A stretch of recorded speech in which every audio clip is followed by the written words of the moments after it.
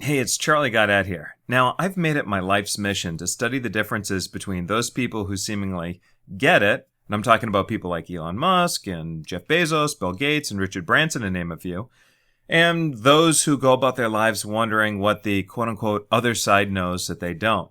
Now, I used to think that they were smarter than the rest of us, and I used to think that maybe they had a secret that if I could just have one moment with them, that they would somehow reveal it, and then all of a sudden, voila, I'd have all the wisdom that I ever needed to become the quote-unquote superprenuer that I always believed that I was capable of becoming. And then I heard Richard Branson speak, and I left the auditorium thinking, there's got to be more. I met Warren Buffett, and I left there wondering, if there was still something that he wasn't telling me. I even took a billionaire out to lunch in Fiji, and I still left the table with no more clarity than I had before. So what do these people know that you and I don't?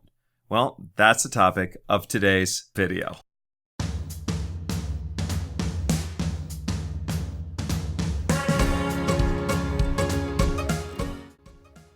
So here's what I realized. It's actually the 80-20 principle. When you started your business, you inevitably invested 80% of your time working on your business and only 20% of the time working in your business. You needed the sales, so you naturally prioritized what was the most important thing to bring you money. And as long as you worked on your business, then you were driving results forward. This is the 80-20 principle in action. Your results were directly proportionate to the amount of time that you dedicated to working on your business. And then what happened at some point, as you got more clients and you hired more employees, you had to handle fulfillment, project management, employee training, customer support, billing, etc. And each of these activities removed you from the time that you spent working on your business. And that moved you to a position where you were working in your business. And the proportion of time spent on your business to working in your business sort of flipped. And then revenues start to plateau. Understand that when you're working on your business, you're actively moving the needle forward, versus when you're working in your business, you're involved in the day-to-day operations. The more time you spend working in your business, the more you begin to feel things like you have a high-paying job, or you're constantly overwhelmed, and you get stress and anxiety, you feel unproductive. Ultimately, you feel stuck. So there had to be more than just working on your business, though, right? I mean, it has to be more than that. So I spent decades of painstaking research and travel and investment seeking a breakthrough, and then it dawned on me after a conversation with my friend over Breyer. We had been talking about Elon Musk, and I asked him why he felt Elon Musk was so successful. And he said, Elon has a natural Pareto brain. Now, if you're not familiar with the Pareto principle, let me just briefly explain. In its simplest definition, the Pareto rule is 80% of the effects come from 20% of the causes. And so he explained that Elon focuses his time doing only the 20% of the stuff that produces 80% of the results. He manages his workday, as I'm told, all the way down to 5-minute increments. And he does that to make sure he maximizes every ounce of productivity possible. You, me, and Elon, we all have one thing in common. All three of us have 24 hours in the day.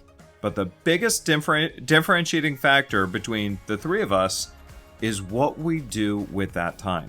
See, Elon maximizes his use of that time and measures his productivity, not just in terms of, how much can I get done, but also in terms of what's going to bring me the biggest results in the limited amount of time that I have available. And so he chooses to tackle the 20% of activities that he's determined will produce the most amount of output. Hence the Pareto brain. Now, my major light bulb moment was when I realized monstrous results come down to three things: focus, priority, and execution. Most business owners struggle because they just wing it and they have no formal strategy, and their growth is more ad hoc, unsure of where to start or what to do next and what will make the biggest impact on their bottom line. And so they guess. Sometimes it works out well for them, but most of the time they end up just wasting time and spending money trying to get the results that they hope for.